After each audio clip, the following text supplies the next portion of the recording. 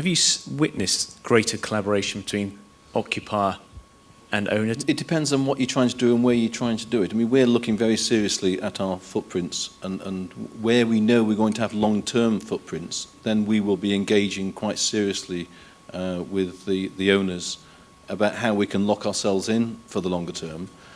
But it's a bit like life, isn't it? It's you give a bit and you take a bit and you see what you can negotiate. I haven't noticed any great deal of antipathy within the industry. I think everyone's just trying to survive at the moment. We're all trying to get a bit of an edge. I think the developer market and the investor market, because it's upstream driven, is missing such an opportunity. Technology, if they would wake up, I mean, I think the problem, take one step back, the problem is most of us come from some sort of form of professional background. So it's very ingrained in us, the conservatism of the way we operate. So this modern age we're moving into is a bit of a shock to a lot of people, certainly people in the real estate industry. Real estate industry, I think, is one of the least advanced in adopting best practice in the way it operates. And if you think about the way the development and structured markets, capital markets, etc., and finance markets, pension funds, etc., they're still in the dark ages. And as I said just now, and I don't want to make a hobby horse out of it, it's all upstream and there's no focus on the downstream. Now, I'm not crying because I want to be recognized, and I certainly never use the Microsoft name to try to beat the drum. But I do think there is a missed opportunity in enabling, let's say, occupiers to operate in a way that their business wants them to. I think it's happening. I mean, the UK is probably the worst example. That's the point I'm making. I mean, obviously, I'm based in the UK. I see a lot of other countries in Europe, and I see in places like in the Middle East, who are much more enterprising. The emerging markets are much more flexible. Landlords are more flexible, and I see leases that are only 2 pages long, and not at all what we see in the UK. And although we've been talking about change, and we were only talking a few years ago about trying to move away from the 25 by 5s, there is so much work to be done on infrastructure. We won't have raised floors soon. Everything will be wireless. Those sort of things have got to change. But the investor market just doesn't understand that yet. They're just really, really conservative. It's such a shame.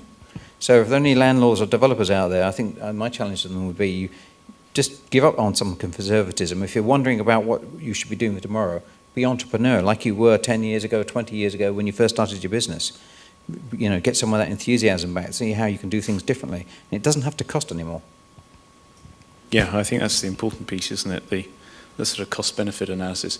And Joe, have you seen anything innovative come through the market in terms of when you're looking into the various European markets, what's being offered? And yeah, I think probably what we see is that there's two types of building. There's those buildings which are, let's say, old or refurbished and have been existing, and there's the new ones. So if you go to more of the emerging markets, you see new developments, and they are, in my view, slightly more flexible as a building. And when we look at them, we're able to generally get a better solution for ourselves, because there's always a little bit more space in the risers. And for people who put canteens in every building, you need space in risers. And that's our biggest problem. We also need floor loadings. And when you look at the older stock of building, these don't necessarily come with the building, and then we have problems. And I think that's the biggest problem when I look at them, as to what stops us from going to, outside of some of the green issues and stuff like that, what stops us from going to one building to another building, is how do we fit our business into that space. And if we can't fit a new duct into the vertical riser, then in actual fact we can't go there. We might love that building, but we can't go there because we can't put the canteen in, because the canteen's part of our core facility to our Googlers, and that's what they expect. And then it's all one big circle. And so that's what I see now in some of the newer buildings, as I say, mostly to the emerging markets.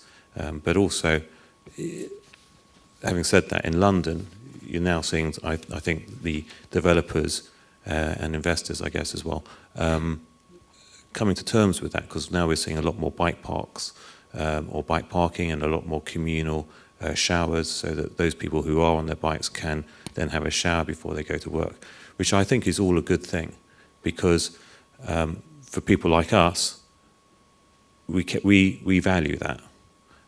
It doesn't help your square foot, your gross internals or anything, but in terms of making a building attractive, that's good for us.